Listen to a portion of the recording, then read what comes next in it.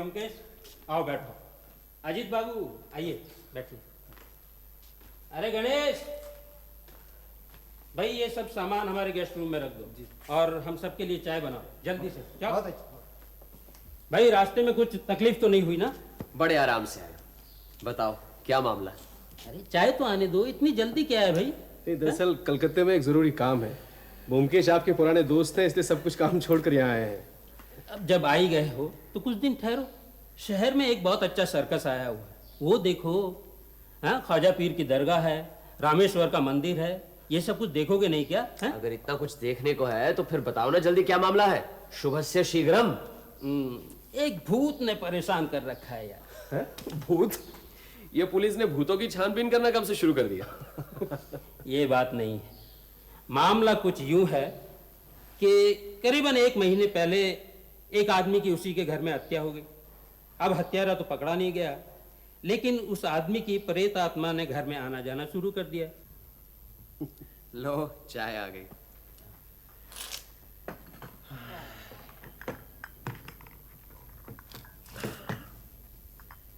Case तो interesting है।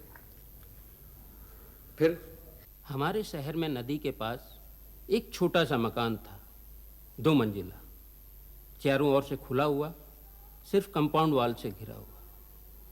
पिछले 15 साल से इसमें बैकुंठ दास नाम का एक जौहरी रहता था। अधेड़ उम्र, बहुत ही कंजूस, लेकिन विनम्र स्वभाव का। उसके साथ में उसकी एक भांजी और एक नौकर, बस यही 3 इंसान रहते थे। शहर में इस जौहरी की सोने चांदी की एक दुकान भी थी, लेकिन हीरे जवाहरात का व्यापार वो अपने घर से ही करता था। इसी जौहरी की हत्या हुई है। वही खातों की जांच पड़ताल के बाद पता चला कि मरते वक्त इसके पास 51 हीरे, पन्ना और चुन्नियाँ थी, जिनकी कीमत समझो 4 लाख रुपए होगी, और वो सब कुछ चोरी चले गए। कहाँ रखता था ये हीरे जवाहरात? यही तो गोरख धंधा है।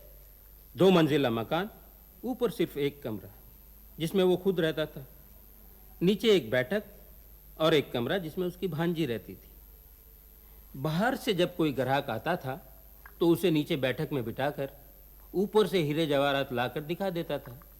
उसके कमरे में तो सिर्फ एक चटाई, एक पानदान, एक पानी पीने की सुराही और एक छोटी सी संदूक थी, जिसमें हीरे जवाहरात और नकद रखता था। बाकी ना तो उस कमरे में कोई अलमारी, ना संदूक, यहाँ तक कि दीवारों पे कोई तस्वीर भी नहीं थी। संदूकची में कुछ मिला? कुछ नहीं, सब साफ। सिर्फ कान से मैल निकालने वाली पीतल की छोटी सी छड़ी थी बस। हत्या कैसी हुई? रोजाना की तरह शाम को 8 बजे बैकुंठ दास दुकान से घर आया। खाना वाना खाकर रात को 9 बजे तक अपने कमरे में सोने चला गया। भांजी भी खा पी कर अपने कमरे में सोने चली गई। नौकर दुकान पे खाना खा के चला गया, क्योंकि वो वहीं सोता था। फिर रात में क्या हुआ किसी को कुछ पता नहीं। सुबह जब बैकुंठ दास ने दरवाज़ा नहीं खोला तो पुलिस ने आकर दरवाज़ा तोड़ा। देखा कि अंदर बैकुंठ दास की लाश पड़ी है। जिस्म पर जख्म का कोई निशान नहीं। लगता था हत्यारे ने उसका गला घोंटकर उसकी जान ली है और हीरे जवाहरात लेकर खिड़की से कूद गया। हीरे जवाहरात लेकर कोई बाजार में बेचने आया था? अभी तक तो नहीं। हमारे गुप्तचर चारों ओर फैले हुए हैं। और? बस और क्या, बैकुंठ दास जी के मरने के बाद उनकी भांजी बेचारी अकेली रह गई। रुपया पैसा भी नहीं था। वो तो यहाँ के पुराने वकील तारा शंकर जी ने उसे अपने पास रख लिया। वकील होकर भी अच्छे इंसान निकले। बैकुंठ दास जी के साथ उनके अच्छे ताल्लुकात थे। हर इतवार को वो शतरंज खेला करते थे। लड़की क्या विधवा थी? नहीं, विधवा तो नहीं, मगर कुछ ऐसा ही समझ लो। कम उम्र में शादी हो गई। शादी होते ही माँ बाप गुजर गए। पति भी बिल्कुल बदमाश निकला, आवारा, लोफर, नाटक ड्रामों में पार्ट करता था। फिर किसी सर्कस कंपनी में शामिल हो गया और पता नहीं कहाँ चला गया। तभी से उसके मामा बैकुंठ दास जी ने उसे अपने पास रख लिया, अपनी बच्ची समझकर। अरे आखिर उन्हें भी तो कोई देखभाल करने वाला चाहिए ना। लड़की की उम्र क्या है? यही कोई 23-24 साल। उसका चाल चलन? जहाँ तक मेरा ख्याल है अच्छा ही है। शक्ल भी बस ठीक ठाक है, रिश्तेदार वगैरह? नहीं के बराबर।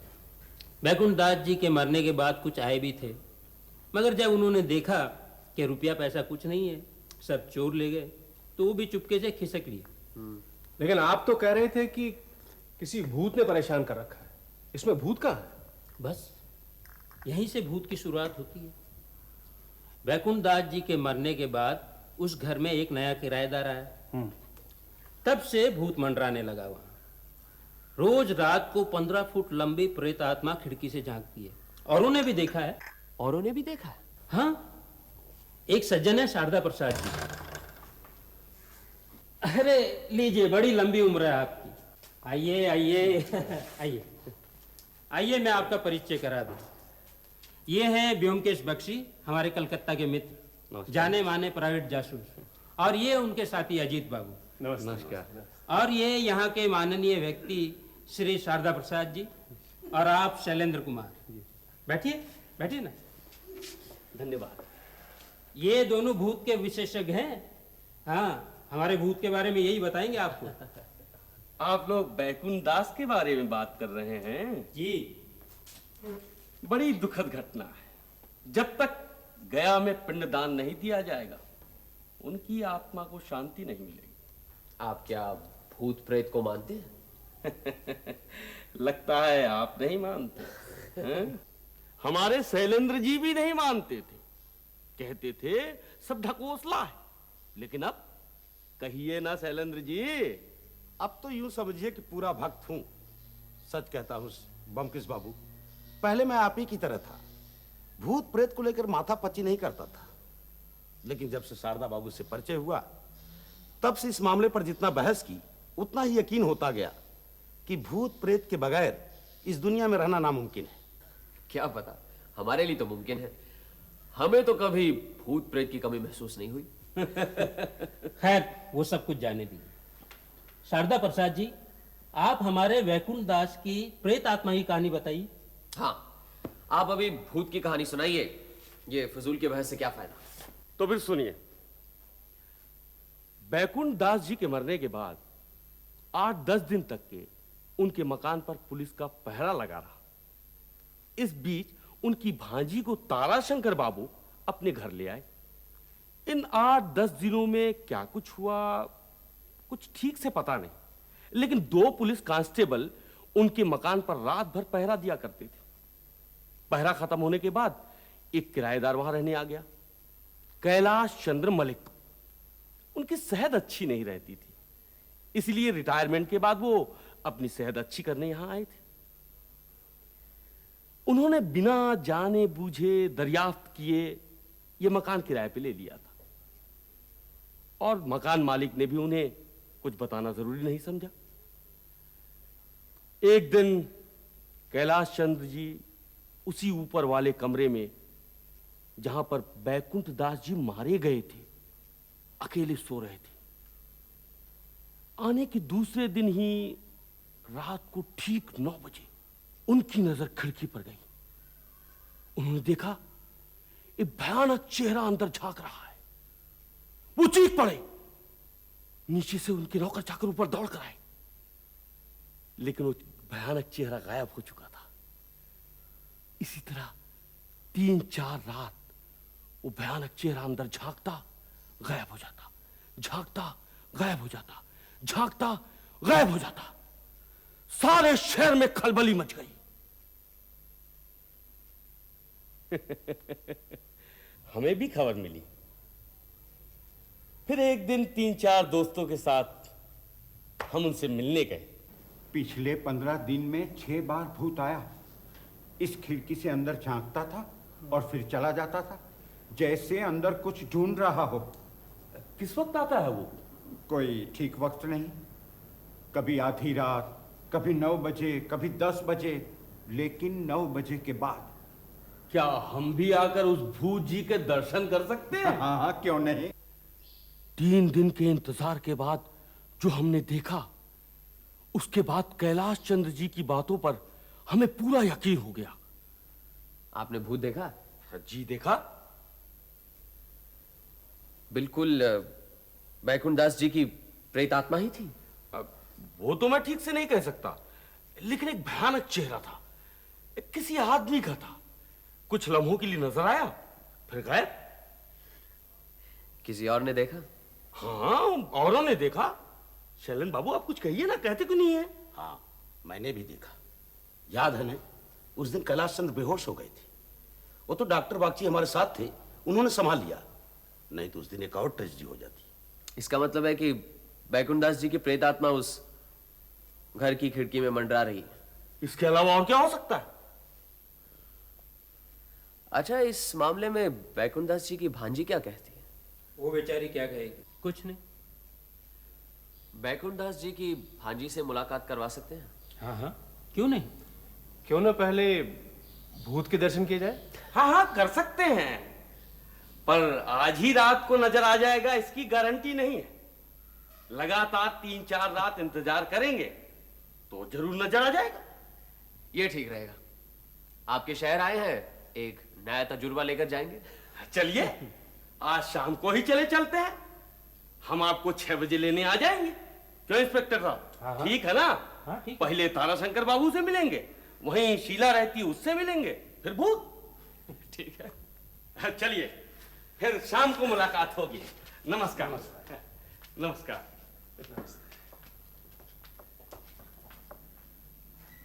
क्यों, है ना कुछ? तुम्हारी हत्या की कहानी और शारदा प्रसाद की भूत की कहानी, इन दोनों में कौन सी ज्यादा मजेदार है, ये तो समझ में नहीं आ रहा। मजेदार? हत्या की घटना में मजा कहां से मिला तुम्हें? अच्छा, कहीं बैकुंठ दास जी का हार्ट फेल तो नहीं हुआ? क्या बात करते हो? पोस्टमार्टम रिपोर्ट में साफ साफ लिखा है कि गला दबाकर दम घोटकर मारा है। मतलब आज तक हत्यारे का कोई पता नहीं चला, यहां तक कि गर्दन पर उंगलियों के निशान भी नहीं मिले। ये मजेदार बात नहीं तो और क्या है। हमारे शारदा प्रसाद जी के सामने तो एक सबूत है, भूत। आपके पास तो कुछ भी नहीं है। आइए आइए शारदा प्रसाद जी, आइए। नमस्कार। नमस्कार नमस्कार। आप हैं व्योमकेश बाबू। नमस्ते, बैठिए बैठिए बैठिए। माफ करना, मैंने इनसे कहा था किसी को और साथ में ले आए, सिर्फ ब्योमकेश को लेके आए। ठीक, कोई बात नहीं। अच्छा, तो आप ये कलकत्ता के डिटेक्टिव? डिटेक्टिव कहना तो शायद ठीक नहीं होगा, मैं सत्यान्वेषी हूं। सत्यान्वेषी? वो क्या होता है? सत्य की खोज करना मेरा पेशा है, जैसे आपकी वकालत। अच्छा अच्छा, आजकल डिटेक्टिव आउट ऑफ फैशन हो गया है। अच्छा, तो आप किस तरह की खोज करते हैं? सत्य की। वो तो मैं समझा, लेकिन किस तरह का सत्य?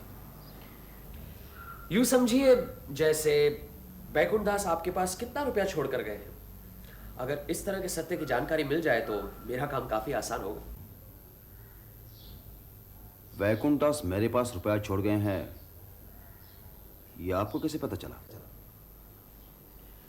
बैकुंठ दास जैसे धनी जौहरी नकद रुपया नहीं छोड़कर जाएंगे, इस पर कोई यकीन नहीं किया जा सकता। उनका बैंक में कोई खाता नहीं था। ये मुमकिन है कि बैंक जैसी संस्था पर उनको भरोसा ही नहीं था। फिर रुपया कहाँ रखा उन्होंने? आप तो उनके साथ इतवार को शतरंज खेलते थे। उनकी मौत के बाद आपने उनकी भांजी को अपने पास रखा, इसलिए यही समझना चाहिए कि आप ही उनके करीबी दोस्त हैं। लिहाजा रुपया आप ही के पास रखेंगे। आपने ठीक ही कहा, बैंकों के ऊपर बैकुंठ दास का भरोसा नहीं था। उनका नगद सब रुपया मेरे पास था और अब भी है, करीबन 17,000 रुपए। लेकिन मैंने इस बात की किसी से चर्चा नहीं की और मैं नहीं चाहता कि ये बात आज के बाद किसी को पता चले। आप तो सजन जान गए हैं और मैं चाहता हूं कि ये बात आप अपने तक ही रखें। इस बात को छुपाकर रखने की कोई खास वजह है? बताता हूं। आप लोगों को शायद मालूम नहीं, शीला का मतलब बैकुंठ दास जी के भांजी का एक लोफर लापरवाह पति है। शीला को साथ नहीं रखता, सर्कस पार्टी के साथ कहीं घूमता फिरता रहता है। आजकल कहाँ है किसी को मालूम नहीं। शीला वैकुंठ दास जी की इकलौती वारिस है, ये उसे मालूम है। अगर इन 17,000 रुपयों के बारे में उसे पता चल गया तो वो जबरदस्ती शीला को यहां से ले जाएगा और 2 दिन में सारा रुपया फूंक कर शीला को फिर यहीं फेंक देगा। और ये मैं होने नहीं देना चाहता। हाँ, सारी जिंदगी शीला को यही रहना है। उसके लिए कुछ तो चाहिए। क्या मैं हमेशा जिंदा रहूंगा? आप ठीक ही कह रहे हैं। अच्छा, मैं शीला से मिल सकता हूँ? दरअसल उसी से मिलने यहाँ आया था। हाँ हाँ। शीला, ये तुमसे कुछ पूछना चाहते हैं। जाइए, पूछ लीजिए।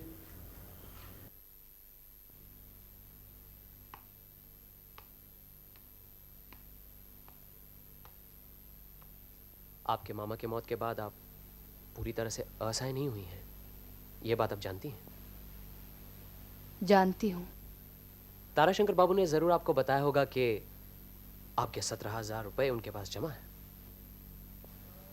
जी। आपके पति कितने दिनों से लापता हैं? 5 साल। इन 5 सालों में आपने कभी उन्हें देखा? नहीं। कोई चिट्ठी भी नहीं मिली? नहीं। अब वो कहाँ है, कुछ मालूम है आपको? नहीं।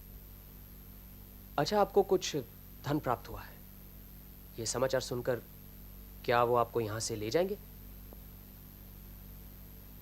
मतलब क्या ये मुमकिन है? है। आप उनके साथ जाना चाहती हैं? क्या आप उनके पास जाना चाहती हैं? मेरे चाहने न चाहने से क्या होता है? आपका ससुराल कहाँ है? जशोर। वहां आपके सास ससुर हैं? जी नहीं, दोनों गुजर गए हैं। अच्छा, आपकी शादी कहाँ हुई थी? नवद्वीप में। नवद्वीप में आपके माता पिता हैं? जी नहीं, वो भी गुजर गए हैं। कोई चाचा ताऊ? आप वहां नहीं जाना चाहती? नहीं। यहीं ताराशंकर बाबू के यहाँ खुश हैं? जी। उन्हें अपना शुभचिंतक मानती हैं? जी। अच्छा, बैकुंठ दास जी के घर में आप नीचे सोती थी, किस कमरे में? मामा के कमरे के बिल्कुल नीचे। अच्छा, जिस रात आपके मामा की हत्या हुई, उस रात आपने कोई आवाज, झगड़ा कुछ सुना? नहीं। अच्छा, आपके मामा अपने हीरे जवाहरात ऊपर वाले कमरे में ही रखते थे ना? जी हाँ। कहाँ रखते थे? ये नहीं मालूम। फिर भी कुछ अंदाजा होगा, कभी कुछ देखा होगा? कुछ नहीं। आपके मामा से किसी की दुश्मनी थी? मुझे नहीं मालूम। अच्छा ठीक है, आप जाइए।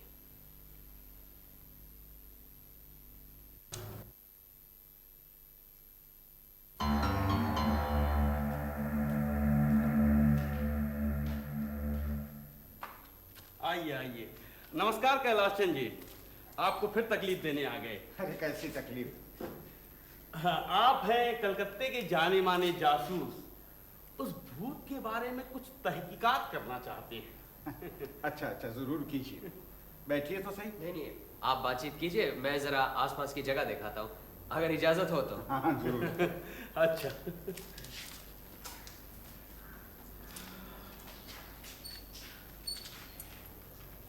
कैसे कैलाश चंद जी, फिर हुए उस भूत के दर्शन? मैं तो तंग आ चुका हूँ। तो फिर छोड़ क्यों नहीं देते इस घर को?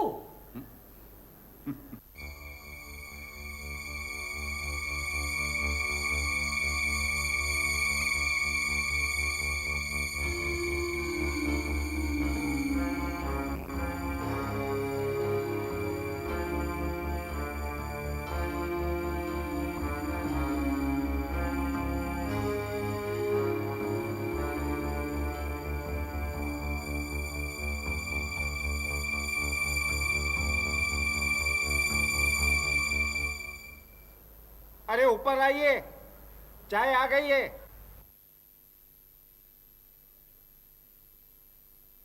कुछ पता चला? बस देख रहा हूं। ये खिड़की जमीन से करीब 15 फुट की ऊंचाई पर है। जी, अब आप अंदाजा लगाइए, जो इस खिड़की से झांकता है उसकी ऊंचाई क्या होगी? यही तो ताज्जुब की बात है। कैलाश बाबू, ये भूत की आए दिन की परेशानी जो आपको तंग कर रही है, आपको ऐसा नहीं लगता कि आपको ये घर छोड़ देना चाहिए? सब मुझको यही कहते हैं, ये घर छोड़ दो। लेकिन घर छोड़कर होगा क्या? मैं जहां भी जाऊंगा ये परेशानी मेरा पीछा करती रहेगी। आपका पीछा करेगी? आप क्या सोचते हैं किसी बैकुंठ की प्रेतात्मा यहां चक्कर काट रही है? नहीं, बिल्कुल नहीं। फिर क्या बात है? अरे लालटेन ले आ, अंधेरा होने वाला है।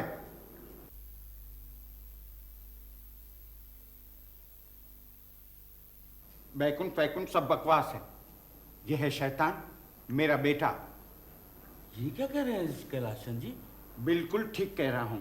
उसका एक पाखंडी गुरु है। एक दिन वो अपने गुरु को लेकर आया था मेरे पास। मैंने उसे जूते मारकर भगा दिया। अब दोनों मरघट पर जाकर कंकाल की खोपड़ी में शराब पीते हैं और मुझसे बदला लेने के मंसूबे बांधते हैं। मेरे पीछे शैतान छोड़ दिया है। लेकिन कैलाश कुलांगार संतान है। उसका मतलब क्या है मैं क्या नहीं समझता? मुझे दिल का दौरा पड़ चुका है। पिशाच को देखकर मेरा हार्ट फेल हो जाए, बस दोनों की बनाएगी। दोनों गुरु चले मेरी जायदाद को लेकर मजे से गुलछर्रे उड़ाएंगे और क्या। वो देखो।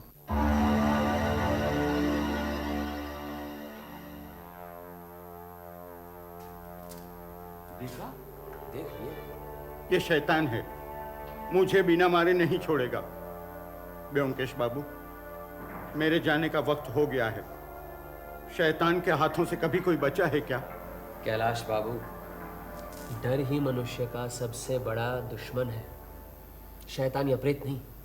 मैं फिर कहता हूँ, आप ये घर छोड़ दीजिए। मैं भी तो यही कह रहा हूं। मुझे पूरा यकीन है कि बैकुंठ दास की मृत्यु के बाद ये मकान भूतों का अड्डा बन गया है। भूत हो या शैतान, फिलहाल कैलाश बाबू का जो हाल है, किसी तरह का भी कोई झटका या डर इनके लिए अच्छा नहीं है। आपको ये घर छोड़ देना चाहिए। मैं नहीं छोड़ूंगा ये घर। मैं क्यों छोड़ूं ये घर? मैंने किया क्या है जो मैं चोरों की तरह यहां से भाग जाऊं? अगर मेरा अपना बेटा मेरी मौत चाहता है तो ठीक है, मैं यहीं पर मरूंगा।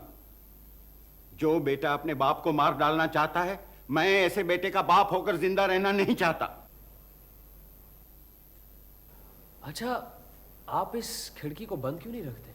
रखा था 2-4 दिन, लेकिन जब भी वो आता है जोर से खिड़की खटखटाता है। तब से एक नौकर जमीन पर सोता है। मैं जरा इस कमरे को अच्छी तरह से देख लूं।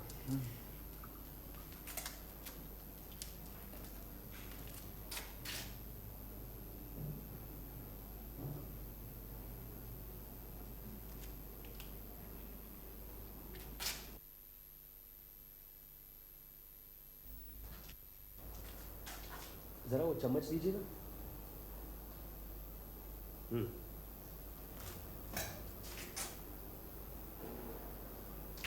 ये कलकत्ते के जासूस कर क्या रहे हैं? अरे करेंगे क्या? ये शहरी लोग शहर को ही जानते हैं। हमारे यहाँ क्या होता है इन्हें क्या मालूम?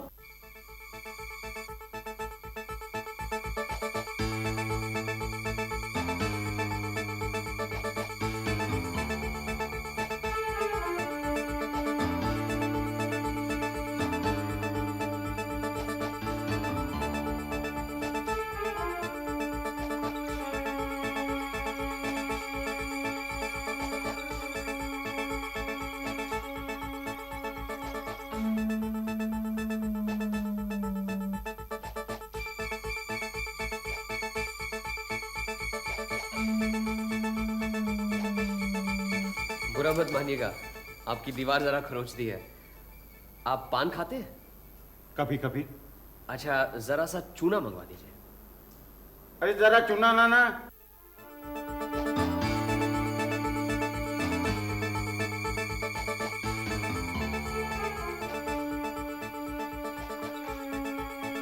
लेकिन ब्योमकेश बाबू को यहाँ आकर एक फायदा जरूर हुआ है।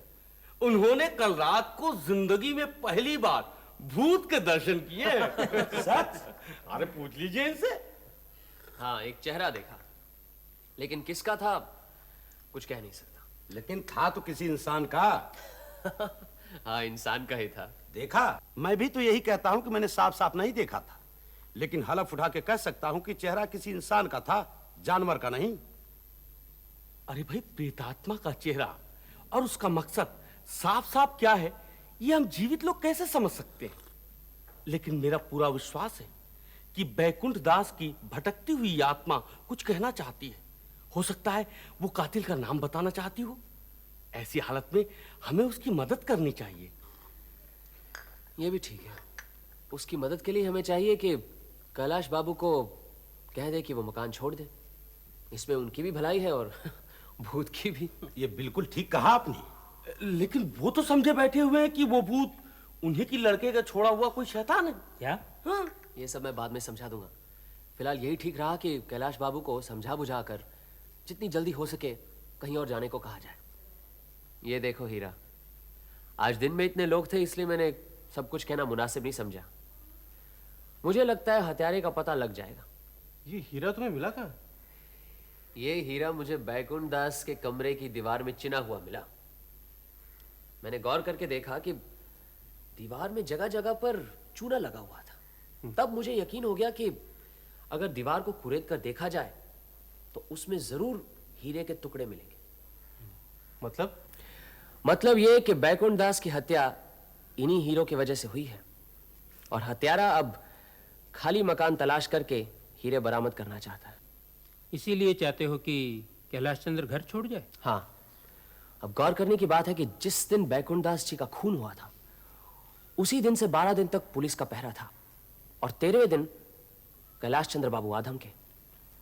अब जिस दिन मकान खाली होगा उसी रात से हम तीनों वहां धरना देंगे।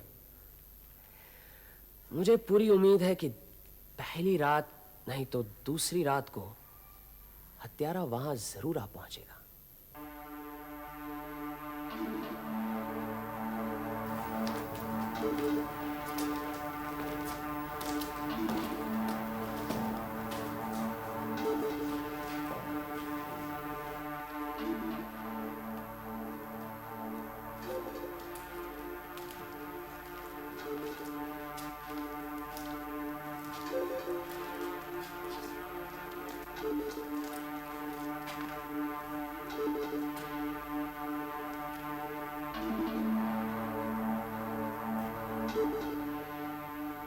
चलो यहीं कहीं जमीन पर बैठ जाते हैं।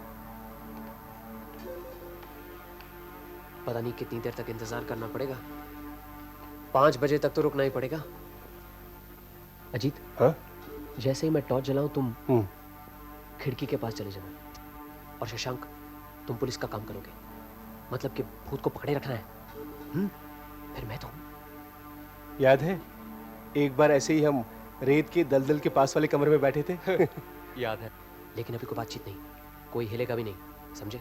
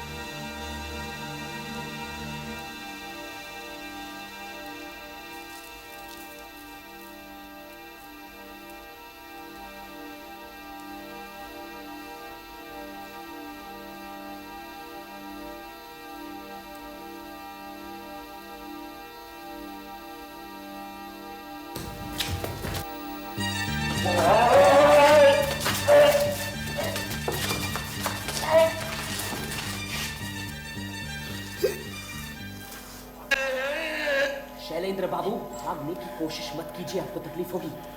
नीचे हमारे सिपाही तैनात हैं।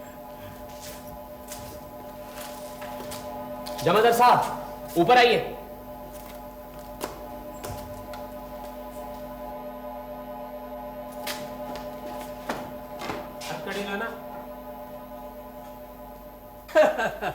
आइए, हम लोग आपका ही इंतजार कर रहे थे। आपने तो कमाल कर दिया ब्योमकेश बाबू। मैं बिना वजह अपने लड़के पर शक कर रहा था। इतने दिनों से शैलेंद्र बाबू को पहचानता हूं, लेकिन कभी कुछ पता नहीं लगा कितना बड़ा शैतान निकला। ऊपर से हमें ही कहता है कि उसने भूत देखा था, ताकि कोई उस पर शक न कर सके कि वो साला खुद ही भूत है। क्या उल्लू बनाया हमें। लेकिन आपको कैसे पता चला? सारे शहर में यही चर्चा हो रही है। आइए बैठिए, अभी बताता हूँ। हाँ हाँ, आइए ना, बैठिए बैठिए, आप लोग भी बैठिए बैठिए। शारदा बाबू, आप बुरा ना माने, लेकिन जब आपने भूत और प्रेत आत्मा की बात छेड़ी थी तब मुझे यकीन नहीं हुआ, क्योंकि भूत के अस्तित्व पर मुझे कतई यकीन नहीं है। जो भूत शारदा बाबू ने देखा, कैलाश बाबू ने देखा, वो असल में भूत नहीं बल्कि जीता जागता इंसान था। शुरू से मेरी यही आस्था रही थी। अब सवाल ये उठता है कि ये शख्स जो भूत बनकर बैठा है, ये कौन है और भूत क्यों बनकर बैठा है? लोगों को भूत बनकर क्यों डरा रहा है? इसका एक ही जवाब निकलता है कि वो भूत बनकर मकान में रहने वालों को भगाना चाहता है। अब सवाल यह उठता है कि वो उन्हें क्यों भगाना चाहता था, उसका मकसद क्या था?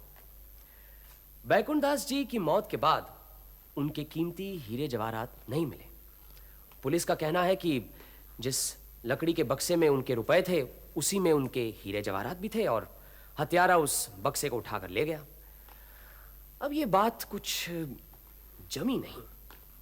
बैकुंठ दास जी का चरित्र जैसा था, कंजूस, हमेशा चौकस, ऐसा नहीं जान पड़ता कि वो एक मामूली से बक्से के अंदर अपने कीमती हीरे जवाहरात रखते, लेकिन थे उसी कमरे में। कहां रखे थे?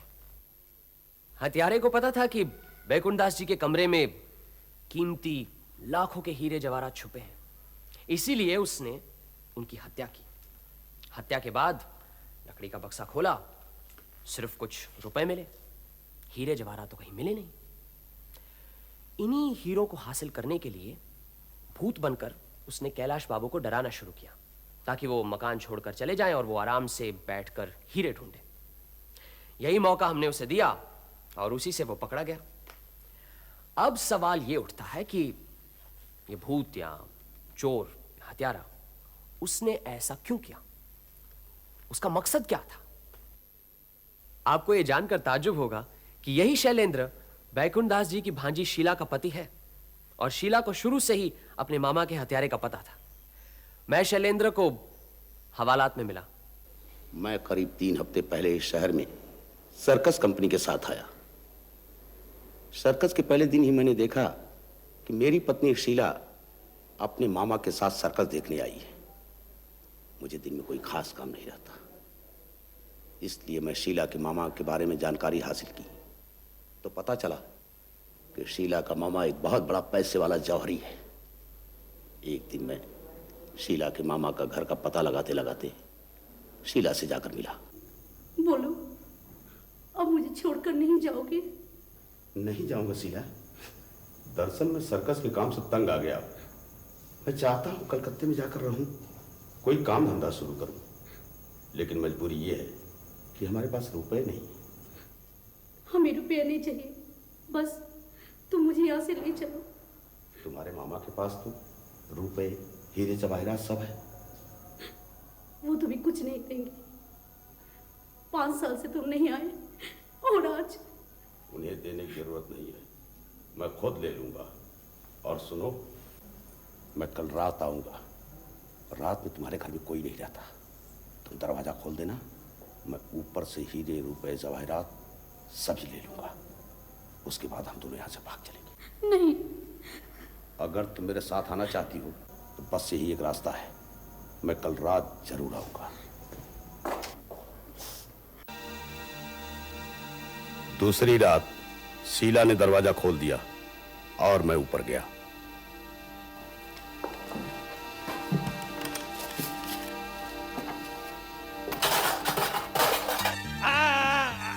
हीरे कहाँ है? बता, हीरे कहाँ है? मैं नहीं बताऊंगा। नहीं बताएगा? नहीं। नहीं पता नहीं तो यही मार डालूंगा।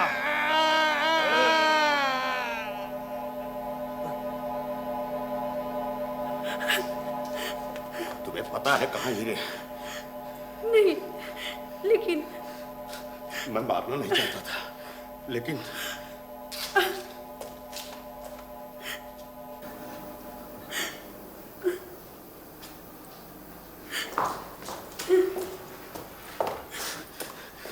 मैं ये खिड़की तोड़ करके नीचे भाग जाऊंगा। तू नीचे जा, मैं अंदर से दरवाजा बंद करता हूँ। कल या परसों फिर आऊंगा, दरवाजा खोल देना। मैं हीरे ढूंढ निकालूंगा। और सुन, खबरदार कभी किसी को कुछ बताने की कोशिश की, फिर तुझे कभी मैं साथ नहीं ले जाऊंगा, समझी? चल भाग नीचे जा, जा।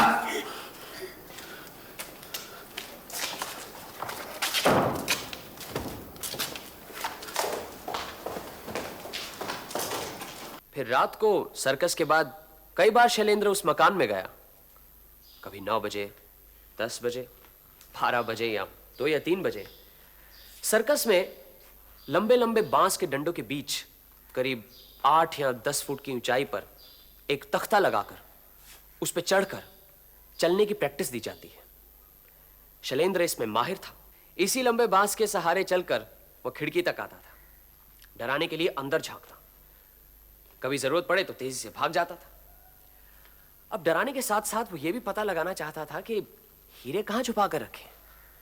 बैकुंठ दास जी ने हीरे छुपाने की जगह अजीब सी सोची थी। दीवारों को खरोच कर उसके अंदर हीरे रखे गए थे। उस पर पान का चूना लगाकर उस जगह को छुपा देते थे। ऐसे करीब 50 या 60 सुराख मिले थे मुझे, जहां हीरे हिफाजत से रखे गए थे। मुझे लगता है कि शैलेंद्र को आखिर इस जगह का पता चल गया था। असल में दुख भरी दास्तां तो बेचारी शीला की है। 5 साल के बाद पति से मिली, अपने प्यार की वजह से जो कुछ भी हुआ चुपचाप झेलती गई। मामा के मौत के बाद ताराशंकर जी के यहाँ रहने लगी। वहां पर शैलेंद्र ने उससे मिलने की बहुत कोशिश की, लेकिन उसने बात करने से साफ इनकार कर दिया। बहुत बहुत धन्यवाद ब्योमकेश, तुमने हमें शारदा बाबू के भूतों से बचा लिया, वरना थोड़े दिनों में मैं भी भूतों पर यकीन करने वाला था। क्यों शारदा बाबू, अब आपकी क्या राय है? संस्कृत में एक कहावत है, मौक्तिकम न गजे गजे। इसका अर्थ यह होता है कि एक हाथी के सर पर अगर गजमुक्ता नहीं है, इसका मतलब यह तो नहीं कि गजमुक्ता होता ही नहीं है। हाथी के सर पर क्या है ये तो कभी तलाश नहीं किया, लेकिन आपके सर में क्या है ये तो हम सब जानते हैं।